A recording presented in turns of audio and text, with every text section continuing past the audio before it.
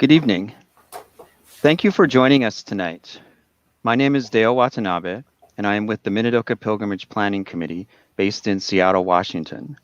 Our group organizes the annual pilgrimage to the Minidoka National Historic Site in Idaho to remember and educate about the shameful chapter in American history of the incarceration of United States citizens based on race prejudice, war hysteria, and a failure of political leadership.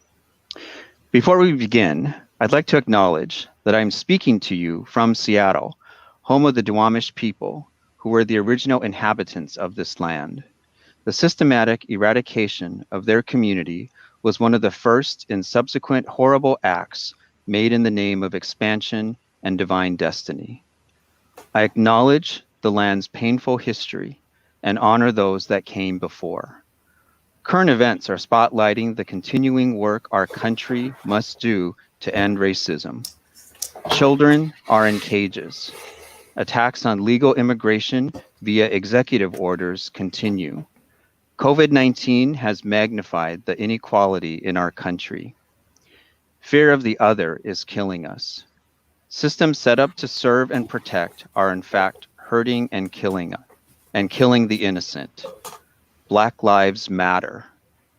This month of June and this week in Seattle is Pride Month. And although a recent decision was made to support LGBTQI equality via the Supreme Court, the fact remains that there are many parts of this country and our world where LGBTQI individuals can and are still being fired from jobs or killed because of who they are. Tonight, for our second installment of Book Club, we are going to talk about a book that has brought much attention to an important part of American World War II history. It is a story about race and prejudice in a time of war and how it impacted ordinary people. I'm joined by author Jamie Ford, author of the bestseller Hotel on the Corner of Bitter and Sweet. Jamie Ford is the great-grandson of Nevada mining pioneer Min Chung, who immigrated from Kaiping, China to San Francisco in 1865, where he adopted the Western name Ford, thus confusing countless generations. Jamie's debut novel, Hotel on the Corner of Bitter and Sweet, was a New York Times bestseller, an IndieBound Next List selection, a Borders Original Voices selection, a Barnes & Noble Book Club selection, Penny's pick at Costco, and a Target Book Club pick. Hotel on the Corner of Bitter and Sweet won the 2010 Asian Pacific American Award for Literature and has been translated into 35 languages. Published in 2009, the book had a re-release in 2019 celebrating its 10th anniversary. Jamie, thank you for joining us and being a part of this virtual experience for 2020. Thanks for having me. I love that you mentioned Penny's pick at Costco. When Hotel was chosen as their book, what happens is you get flown to Seattle, which is Costco's headquarters, and you have dinner with Penny. And while I was having dinner with Penny Yonnicello, who's their primary book buyer, we realized we were both at the same Van Halen concert in 1984. So it's a very strange world in the book world out there. But yeah, I'm delighted to be here with everybody.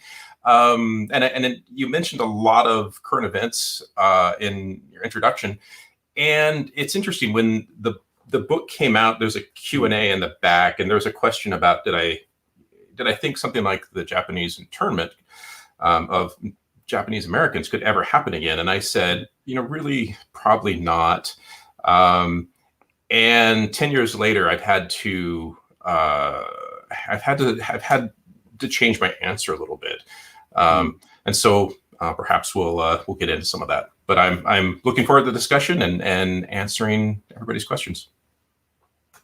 Excellent, thank you. And thank you again for bringing attention to this chapter in American history. And in particular, just thank you for sharing the story of the division between the early Asian immigrants in this country. As Jamie mentioned, we are going to allow some time for questions from the audience.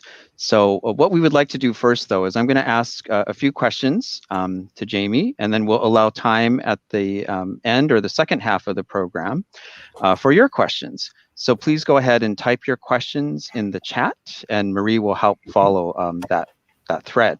I do apologize in advance because we are limited in time, that we may not be able to get to all of your questions, but we will definitely try and answer as many as possible. So, so Jamie, having grown up kind of in the Beacon Hill neighborhood, what I really like most about the story, especially the way that you painted it so vividly, is the description of early Seattle, the Chinese, Japanese, and Black jazz communities, and the division and blending between them. What made you decide to tell the story through that lens? Oh, in many ways, the book is a love letter to the old neighborhood. It's a neighborhood that is near and dear to my heart. It's my father's neighborhood. It's my grandfather's neighborhood. And I always felt for that part of Seattle. Seattle experiences economic explosion. And it seemed like everything around the ID was exploding. And then there was this pocket here that, for one reason or another, didn't experience the economic prosperity that the rest of Seattle was experiencing. And some people are fine with that. They're not ready for change, and I respect that. But regardless of which type of opinion you have, I just love that area. Mm-hmm. And when my dad passed away, I felt a desire just to explore his childhood, his experiences, because when you lose a parent, once that door is closed, you can knock, but no one's going to open up and answer your questions. And so the book became really an exploration of my father's life. And in that, a lot of father and son dynamics came out on the pages of the book. So it was kind of a Dr. Phil moment for me in a lot of different ways. So you mentioned your father. So what sort of research did you do for the book, and how much had you heard about the story of incarceration before becoming interested to write the story? Did your father have stories about the incarceration as well, or? Yeah, I took for granted that because growing up in the Northwest, we have an institutional memory of the internment that diminishes as you get to the East Coast. I just assumed everybody knew this chapter of American history. It was a shock to go on tour and meet people who had never heard of this, including people who were high school history teachers. The research began, a lot of different ways. I like to collect ephemera from time periods. So I need to see what the neighborhood looked like before the interstate cut it in half. So I bought old maps, and I bought old phone books and old yearbooks. I did the normal things, reading tons of nonfiction, but I also joined Densho, watched hours and hours of interviews. I went to Minidoka at the time, which 10 years ago, there was not much there. There was really just the stone guardhouse. And if you knew what you were looking at in the topography, you could kind of make out things. I met with people and interviewed them. I interviewed a activist named Doug Chin. And when he didn't know what I was working on, he just knew I wanted to interview him. And he suggested, why don't we have tea at the Panama Hotel? And that was just perfect. I did a lot of research at the Wing Luke Museum, which is just, that's sort of like the repository of the shared experience of growing up in that area. And ultimately, I went in the basement of the Panama Hotel. I called the owner. I didn't have a book published, so I just sounded like a crazy person calling her up. Hey, I want to go in your basement. And she just, kind of put me off. And then I flew to Seattle, and I just basically camped out in the tea room of the Panama for a whole day. And then she finally acquiesced and was just like, okay, what's your deal? And I'm like, I'm writing this book. I really want to talk to you. And she said, well, we do tours, but a minimum of 8 people. And I said, okay. And I paid for 8 and I went on the tour by myself. And that's when Jan realized I was really, You were serious about I this. was serious about this. I was serious or I was crazy. And then we ended up spending about 3 hours in the basement just talking. And that's just kind of the tip of the iceberg of the research. So did you know that there were belongings in the basement of the Panama at that time? Yeah, yes and no. I knew that belongings were stored at the Panama. I didn't realize they were still there until I began writing this book. I remember there was an article in like Sunset Magazine or something like that in the 80s that featured the Panama Hotel.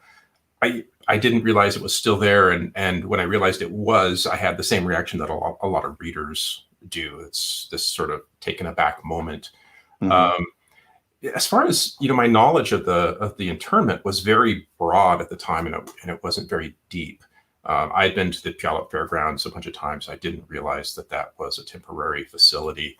I worked for the Bainbridge Review right out of college for a couple of years, and the original editor, Walt Woodward, came back to write a column for us at the time, and I didn't know who he was. Our editor was so excited that this gentleman would come back, and I'm a 21-year-old kid. I'm like, okay, I don't understand. And my editor's like, sit down. Let me tell you about this man, and let me tell you about this community. And so there were level upon level of this story that were definitely made manifest to me as I did the research. So you mentioned going to Minidoka, or to the site at Minidoka. Can you tell us about how that felt, or any particular feelings that came from visiting the site? I've been there several times now, but the first time I went, I was expecting more. Not because I need to see things, but it was this. There were thousands and thousands of people here. And at the time, there was very little acknowledgement of what that place had been and the people that occupied that. And so it felt very neglected, almost swept under the carpet. And also it was, sort of green because it had been irrigated. And I knew historically it was dry farmland, and it must have been 1,000 times more inhospitable than it is today.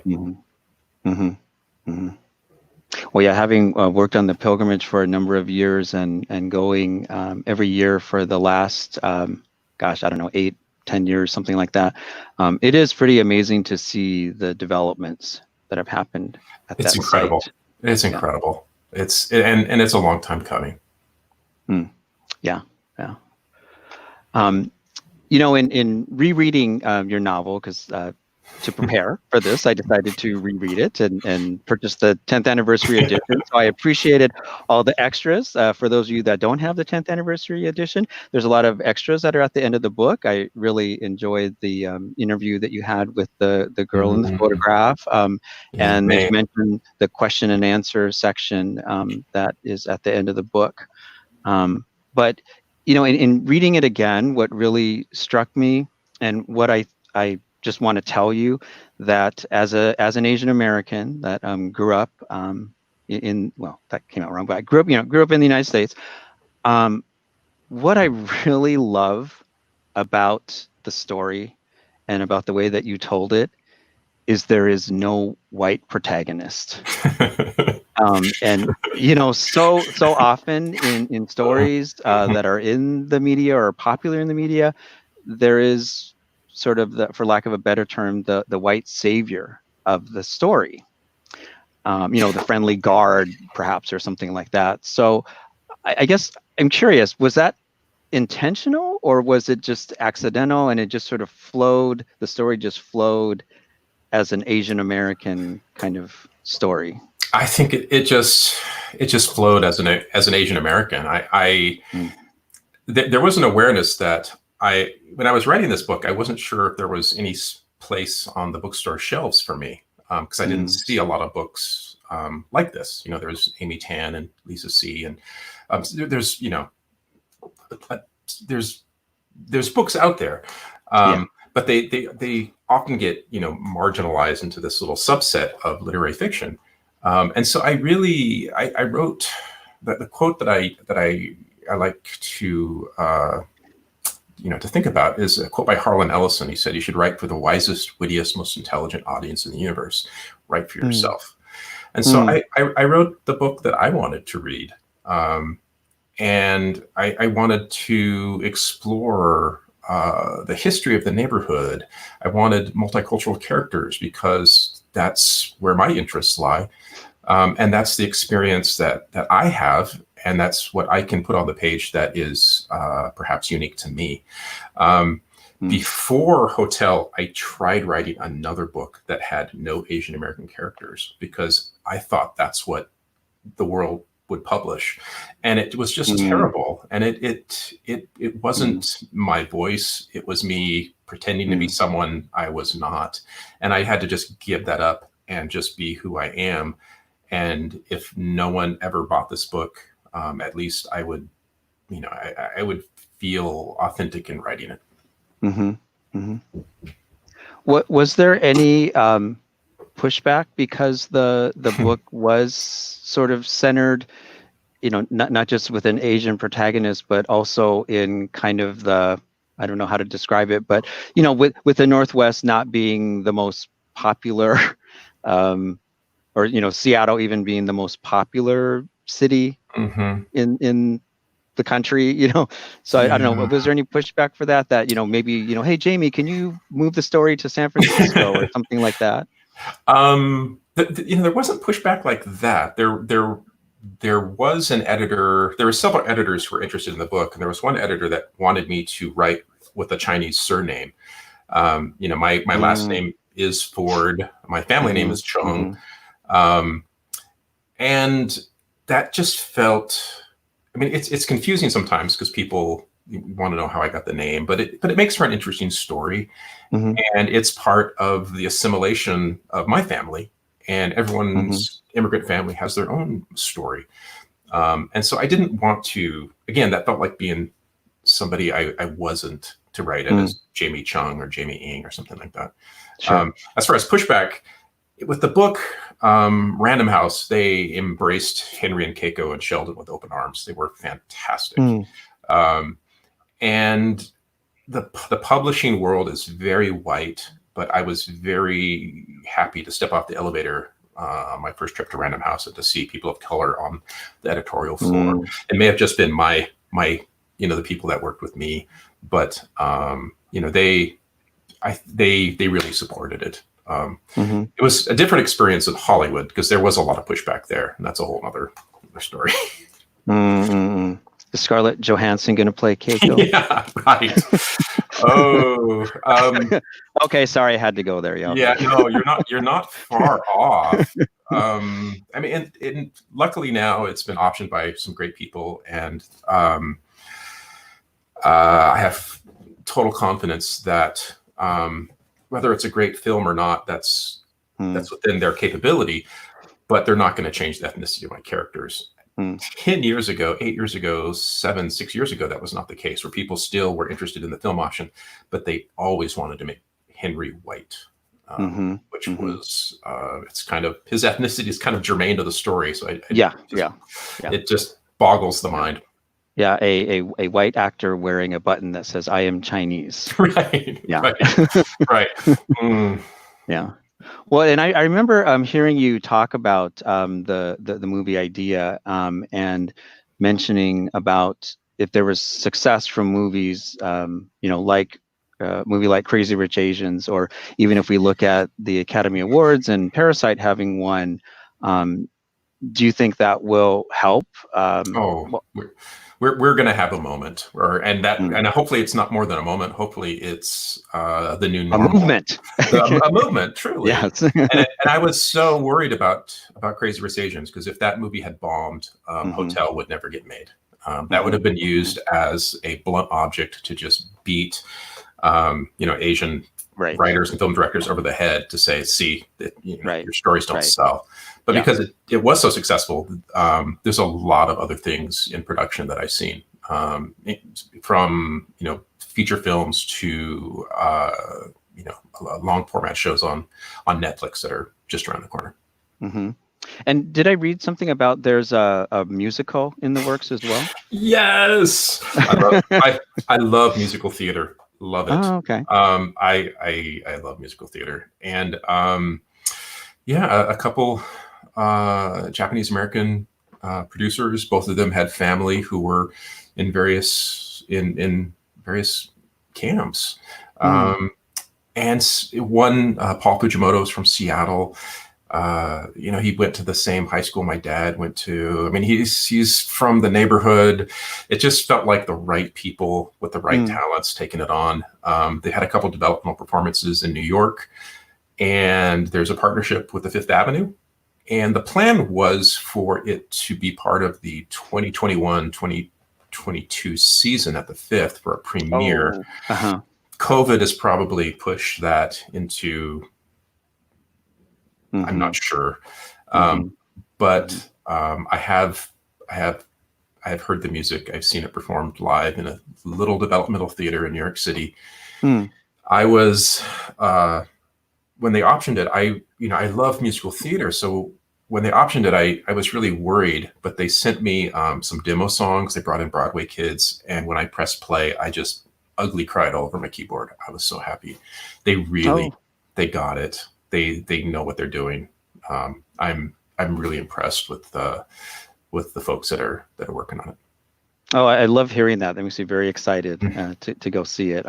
I did see the Book It Theaters production, and thought they did a good job with the material. So I was happy to see that. But I never would have thought of it as a musical, so I'm very excited to. Yeah, there's a whole song just about mochi. I mean, they're just going for it, and it's very serious, but it's also light, and it's one of those things where there's comedic moments, but at the intermission, you look around and everybody's crying. So they really captured the emotional integrity of the internment. I was very pleased. Yeah, that's exciting. Well, something to definitely look forward to once the pandemic is over. Yeah, it's funny you mentioned the Book It Theater. I took my family out to see that, and I loved it. I loved the talent, the direction, the sets, everything. And I was sitting there with my teenage daughter who had not read the book, because it's really uncool to read your dad's book when you're a teenage daughter. And she turned to me while it was mid-performance, and she's like, "How much of this did you write? This is really good." It was a real compliment from a 16-year-old. Yeah, it's sometimes hard to be cool when it's your own daughter, but yeah. So getting back to the story, in last week's book club, there was a discussion about the Bellevue property that was bought by Miller Freeman when the Japanese community was forced to leave. And I'm just sort of curious if you knew about that story, and was the character of Mr. Preston based on him and that story? He's not based on him, but he's based on probably a gaggle of businessmen just like him at the time. Okay. It might have been a little too on the nose if I changed his name to, something adjacent to the actual man's name that bought the land that the Bellevue Square is on. And again, that was one of those areas I had a vague understanding, but as I did more research, suddenly the inequity becomes really apparent, and the before and after of what happened to the neighborhood, and how so much of that property found its way into the hands of people who were not, right. They weren't Nisei. They were people that saw Japanese Americans as competition and Mm-hmm. started the Anti-Japanese League in Mm-hmm. like 1912 and had been fighting this battle for decades and Right. leading up to it, and just just waiting for their moment, and then they got it later. Yeah. Yeah. Yeah. So you kind of mentioned a little bit about this earlier, but in your travels and talking about this book, just across the country, and have you had questions or had to explain about historically accurate or the descriptions are, or the incidents or events, or do people understand that it's fiction based on fact? When I first workshopped the short story that became the book, I was at a writing conference, and one of the guys that was critiquing it didn't think this happened. He thought I was making it up. Mm-hmm. And he wasn't, a 17-year-old. He was probably 32 or something like that. So there are people that the book has been, and it makes me sad that that's the case, but it's been a revelation. There have been times where a sweet, cotton-haired woman will stand up and say, it's a terrible thing that happened, but there were spies and there were saboteurs. And I take that as a moment to gently correct her historical, historical illiteracy, for lack of a better term. We talk. It's an opportunity to talk about mistruths. That mistruths are not the truth; they're just lies. Yeah. And we dive into those moments, and I do it gently, even though sometimes I just want to jump on the podium and like, sure, yeah. Please join me in the 21st century with actual history. But there are moments like that. But for the most part, it's interesting. At the time, I would do interviews, radio interviews, and I never know the format of the station beforehand. I suppose I could Google it and figure it out, but I just assume if they're having me, they're going to have an interest in the book, and I'll be on hold waiting for the interviewer to come up, and I will realize it's like a Rush Limbaugh station or something like that. And I expect them to be on the attack, but they've always been very deferential, very respectful, and seeking understanding. And in those contexts, I take that as a small win. Whatever positive I can find in those moments. Yeah. Well, I really appreciate hearing that, and just appreciate that you're the messenger for this, because you're right. There's so many parts of this country that just have not heard the story. And I think your book really brought a lot of attention to that, to people who wouldn't have otherwise learned about it. Yeah, so it was a surprise even to me, because I just, like I said earlier, I thought this was fairly well understood. And I just took that for granted growing up in Seattle. Yeah, that would be me too. Right. So well, recently I think there's like a lot of Nikkei and camp survivors and their families who are beginning to write stories about their experience, or even how the incarceration experience impacted their family. And we probably have quite a few of those out there listening to us today. So do you have any words of advice for someone who's starting to write a story like that? Just shamelessly put your whatever self-doubts you might have, self-critiques, just do it.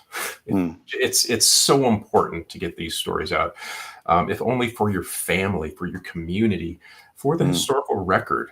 And I know some people, they sit down and they think, well, maybe I'm not a good enough writer. It's not about that. It's about telling a story.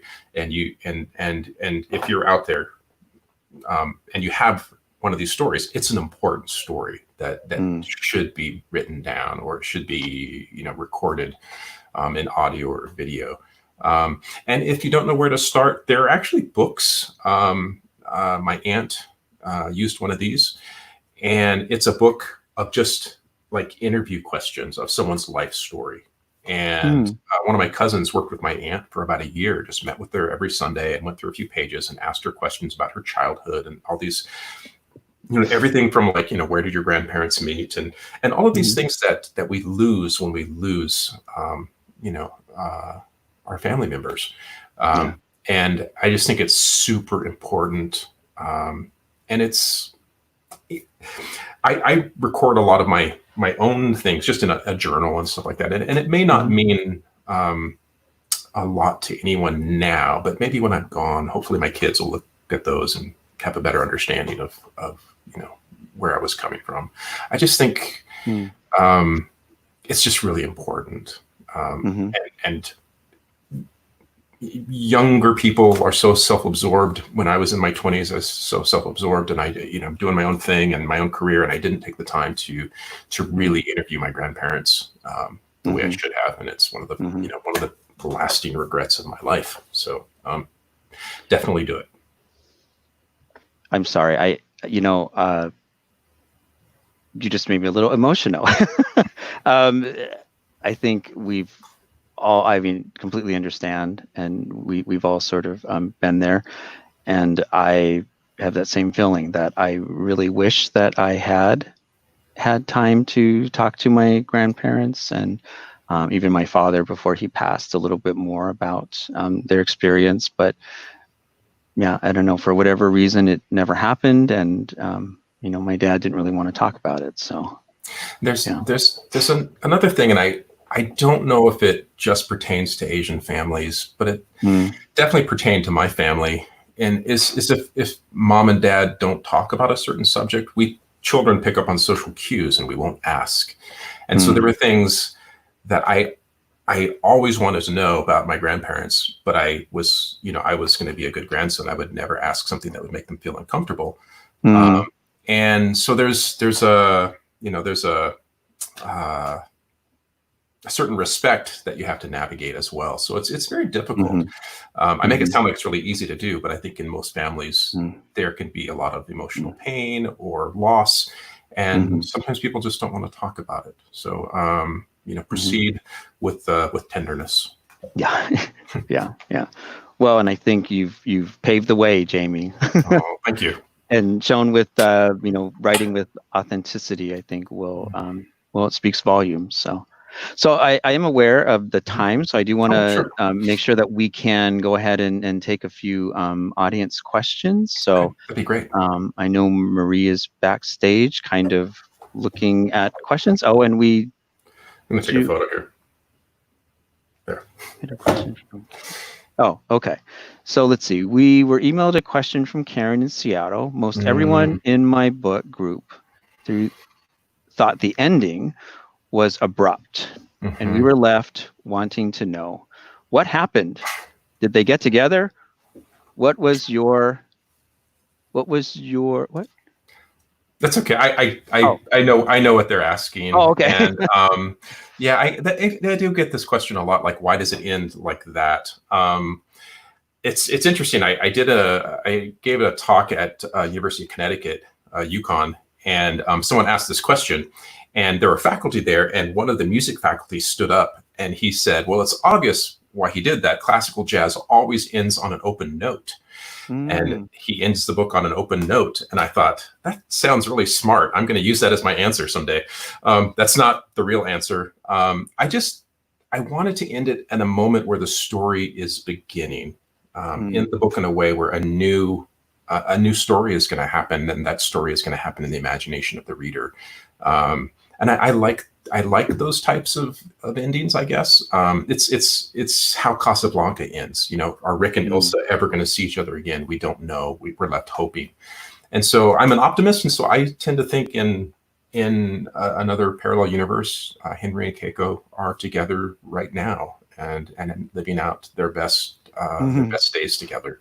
But I don't know if I put that on the page, it would resonate as strong as it does as kind of an open-ended question. But it's a personal preference. I know some people are like, where's the rest of the book? And other people think it ends just in a perfect moment. And it's and everybody's right, because they're entitled to their own opinion. Exactly. Well, and I've heard that saying before that you leave them wanting more. Yeah, and it's not because I'm going to write a sequel or anything like that. Mm, That's not a consideration. I just the bulk mm, of the story is set in the 40s, and it is about mhm, internment, and it is about mhm. loss of a community. And Henry and Keiko's story and their continuing journey together is a whole other story. Right. Right. Excellent. Thank you, Karen. Yeah, thanks, Karen.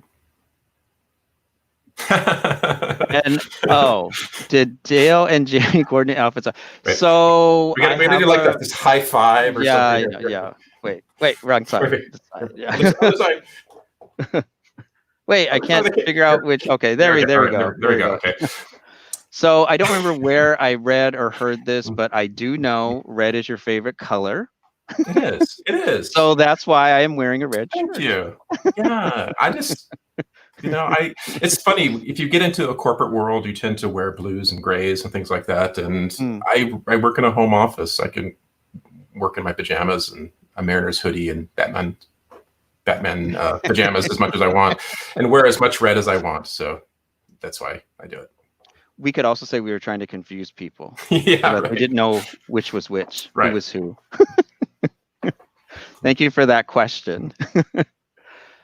So how could reading your books increase empathy? Oh, you can read already? Okay, for different races and backgrounds.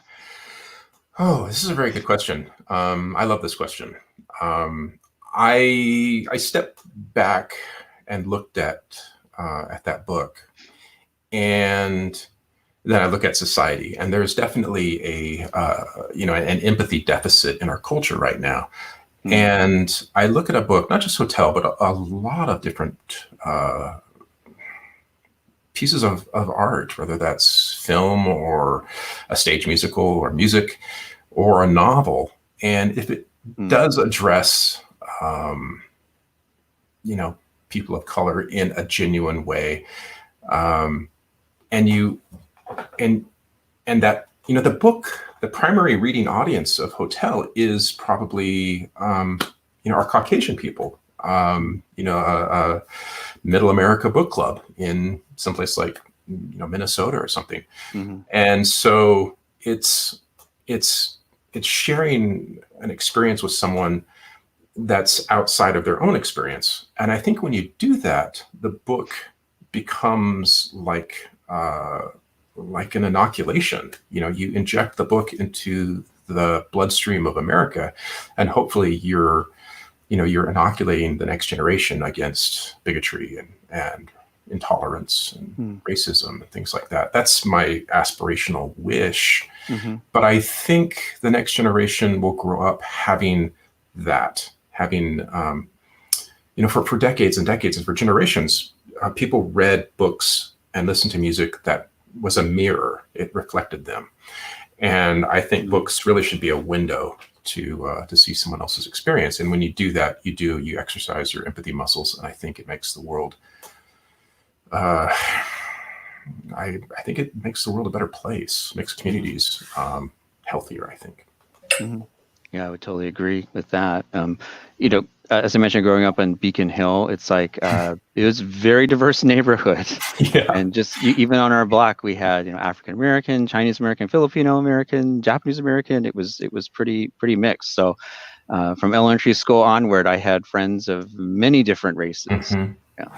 Yeah, and that's why I love that neighborhood, and unfortunately, you take a historical step back and you realize that all of these why we were all there. Yeah, we're there because of redlining and, exactly. and covenants on houses, not allowing non-white people to buy them and things like that. But but it did create a really diverse, vibrant community that for the most part still exists today. Mm-hmm. Mm-hmm. Yeah, thank you, Elizabeth. So now you have me really curious. What is the Hollywood story?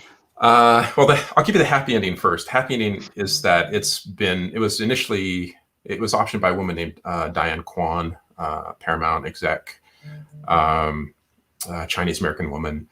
Almost all of the people who are the producers are people of color. This and women. All of the producers, with the exception of George Takei, are women. So there's the underrepresented people in Hollywood are very well represented in the production of this film, which I'm very excited about.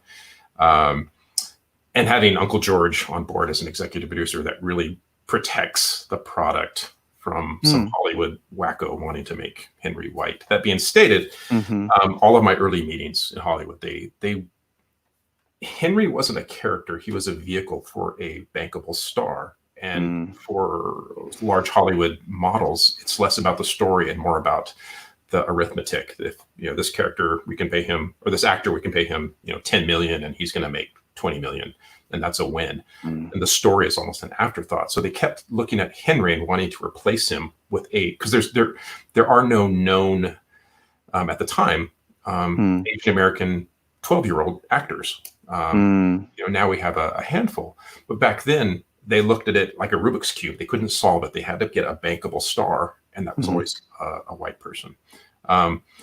And luckily we had, about time we had that Oscar moment where all of the major categories were all Caucasian people: director, producer, screenwriter, actor, best, everybody was white. It was just this whiteout year. And it forced the Academy they retired like 1/3 of their voting members and brought in people of color. And since then, we've seen suddenly all these productions that are much more diverse and representative of the true landscape of America, which I think is super healthy. But it even manifests with the option for the musical. My film agent, powerhouse film agent, who also handles the musical rights, and she didn't mean this to sound negative or anything, but when Paul Fujimoto and Leni Sakakura came along and wanted to option this, they had worked in theater for decades, but they had never produced anything themselves. Very few Asian Americans have. And so my agent said, I really think we need to wait for a bigger name in musical theater, a bigger Asian American name to come along. And I said, name 3. And she's like, oh, good point. Okay, we're going to give these guys a shot. And so we're fighting all the little battles along the way, and I think we're finally getting there. Excellent. Thank you, Nana, for that question. Thank you. Next question from Judy. Jamie, personal question. Do you still live in Montana? Why did you leave the beautiful Pacific Northwest? Well, between the two, I actually lived in Hawaii for almost 6 years. Oh, so why did you leave Hawaii? No, I know, that's the real question. The food is amazing. Oh, the food. Yeah, I could just like order Zippy's oxtail soup, FedEx any day.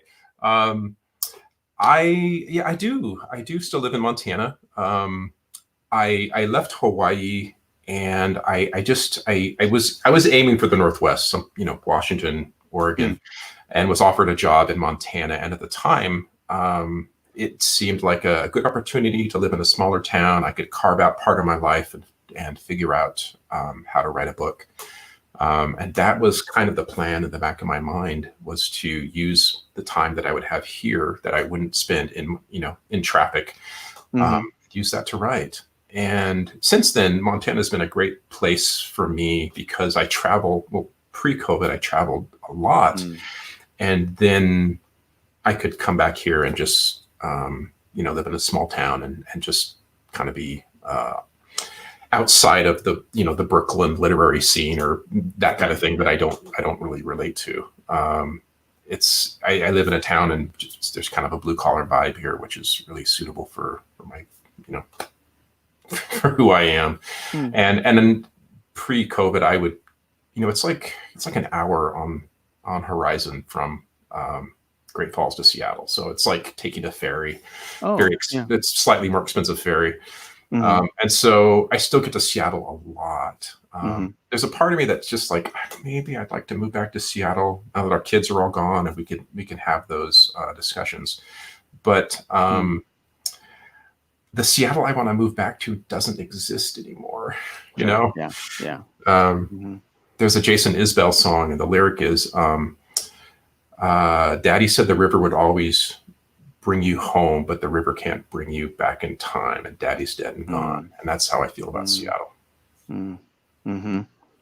That I remember visiting Montana, years ago, and it was funny because most of the people I met actually were all from Seattle or the Northwest. And when we talked about why you moved there, and it's like because it was like what Seattle or the Northwest used to be like. It's like, oh, I guess I'd never thought about that.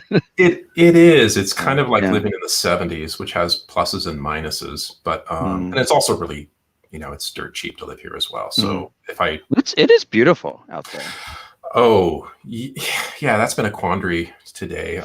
They closed the east entrance to Glacier National Park, which is when I'm not writing, I like to spend times in the mountains, and most of those access points are closed, unfortunately. So such is the way it is all over the country. The way it is right now. Yeah.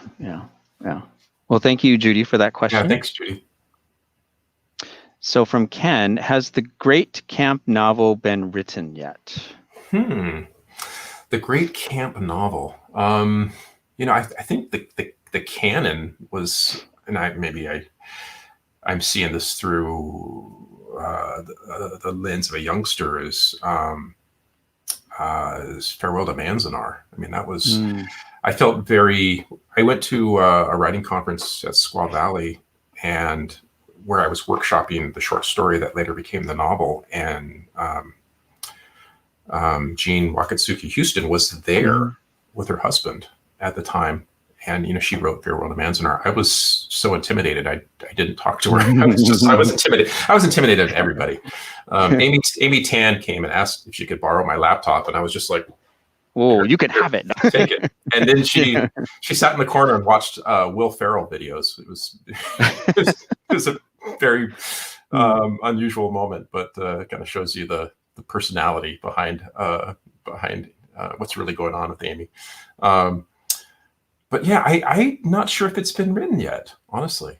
My book is from the point of view of a Chinese American boy, and while it does chronicle the internment experience, it is from that perspective, and so I think it may be, someone might be writing it right now. Yeah, and I don't think the question was directed at me, but I kind of have thoughts on that too. So because having visited the pilgrimage, and we bring a lot of survivors back, I have learned over the many years of just having one-on-one conversations with survivors is the story is so different for each person. I think each generation. And the narrative, it will change because we have basically survivors now who were children at the time, and it was a very different experience from the Issei or the first generation. So but I appreciate your answer on that. So thank you, Ken, for that question. And that, it's almost like that story, it's a worthwhile exploration of the different experiences between the Issei and the Nisei. And then, the Sansei, who's trying to reconcile what happened to their parents and grandparents. When I interviewed Mei Yanagi, who was the little girl in the photo, we had a very, and I've spent a lot of time with Mei, and she had, very, not positive, but innocent, childlike things to say about her camp experience. And then she called back the next day, and she's like, "I was being too nice. I'm really mad, and this is what I really want to say." And so, and then she kind of expressed how her parents' experience was so stark compared to the experience of her as a third grader, and the things they lost and the things they never recovered, and how it affected her father till the day he died. And so there's definitely that dynamic is worth exploring. Yeah, definitely. So I think thank you, Ken. And next question from Pat. Do you know if they are teaching about the internment in high school history classes now? Yes and no. They definitely are. It's in history books. But like the high school history text that my daughter brought home from school was 600 pages. and the interment was maybe a paragraph. Mm. And that's a problem for me, because some history is more important than other history, and that's more important than who invented a widget on a steam engine or something like that. Granted, there's an engineer at home who's screaming because that widget changed the course of history, perhaps. But so it is in the books, whether it's being taught or not, it varies. But I know a lot of high schools are reading Hotel in the classroom, and I Skype or Zoom with those schools all the time. I probably will Skype with 10 or 20 per year classrooms, and then they go on field trips, and like Garfield took their entire freshman class down into the ID and went through the Wing Luke and went through the Panama, and I think that's a wonderful application of history. And again, we kind of have a generation of historical and cultural literacy, and I think this next generation is definitely on top of that. Okay, thank you, Pat. So I think we have time for one more question.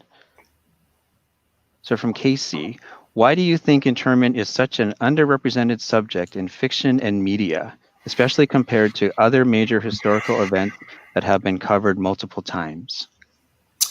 The short answer is the publishing industry is too white. It's a regurgitation of white stories over and over and over again. And I think in the last 10 years, maybe 15 years, that's changed. And books like, The Kite Runner about Afghanistan are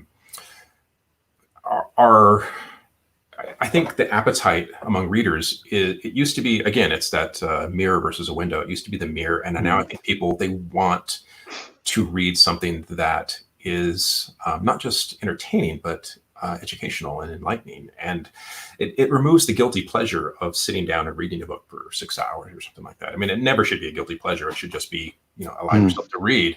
But my grandmother used to watch game shows. She used to watch The Joker's Wild. And she said, because it's educational.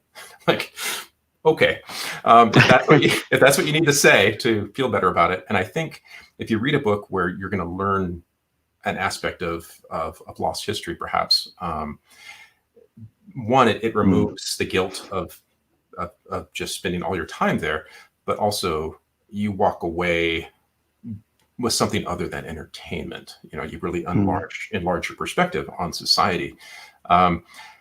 It's underrepresented for a generation just because all the publishers and editors and agents were Caucasian, and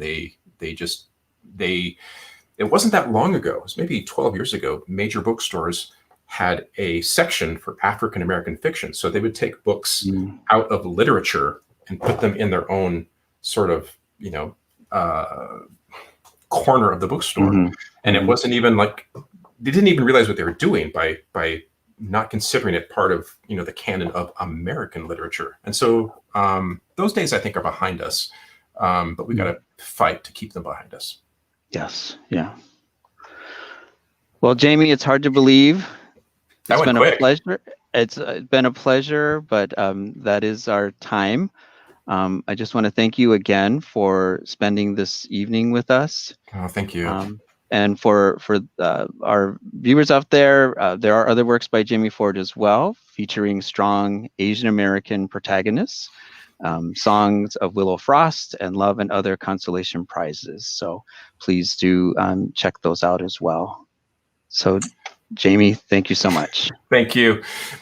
Be safe, everybody. Be well. Bye.